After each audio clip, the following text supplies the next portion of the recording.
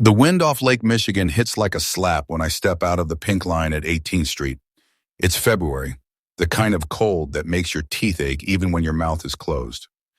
$60 is folded tight in my pocket, 320s, crisp from the ATM, my entire budget for the day.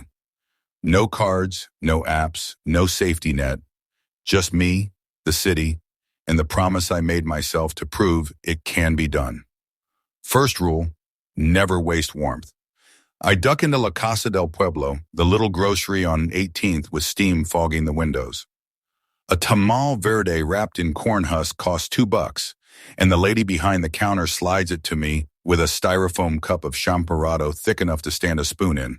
Another $1.50. I sit on an overturned crate near the radiator, letting the masa burn my fingers and the chocolate drink thaw my throat.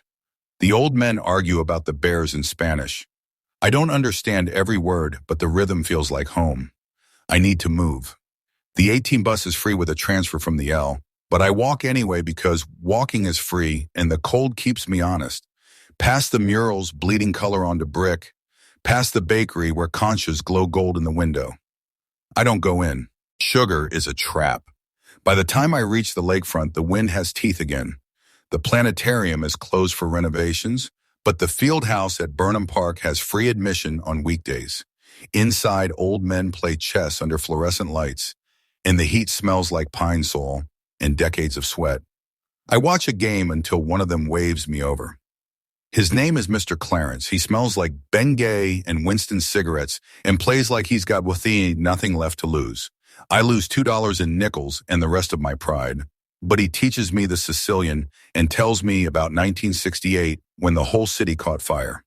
Worth more than the money. Hunger creeps back around 3. I take the 146 bus north, $2.50, painfully spent, and get off at the Garfield Red Line because I remember the viaduct underneath has a guy who sells pupusas from a cooler. $3 each, cash only, no receipt. I buy 2, Revuelta and La Rocco. He wraps them in foil still sizzling from whatever hot plate he's hiding. I eat them leaning against a concrete pillar while the trains thunder overhead and the grease runs down my wrists. Best $6 I've ever spent. The sun is already giving up by 4:30. I walk south on State Street because the libraries stay open late and have heat. The Herald Washington has a 9th floor winter garden where nobody bothers you. I sit among the fake plants with a book I have no intention of reading and watch downtown light up floor by floor. My phone is dead on purpose, so the city feels bigger. At 6, I'm starving again, but down to $20. I head to the basement of the Macy's on State, yes, the one that used to be Marshall Fields, where the Walnut Room does a weekday happy hour nobody talks about. From 4 to 7, you can get a bowl of French onion soup, bread included for $8 if you sit at the bar and don't make eye contact with the tourist. The bartender calls me baby and refills my water like she's daring me to order something expensive. I don't. The cheese stretches like telephone wires between the spoon and the bowl. I eat slow enough to make it a show. I still have $12 and the night ahead. The cold is brutal now, the kind that makes your lungs feel bruised.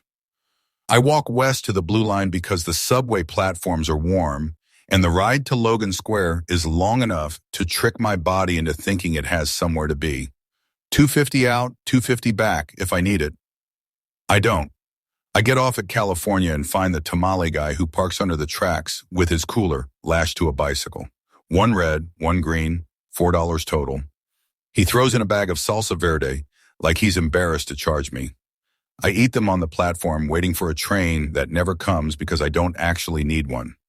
The city is loud and bright and indifferent, and for once that feels fair. At 9:30, I'm back in Pilsen. I have exactly $3 left and a cold that has settled into my bones like a tenant. There's a bodega still open on 19th that sells tall cans of Modelo for $2.50 if you bring your own bag. I do.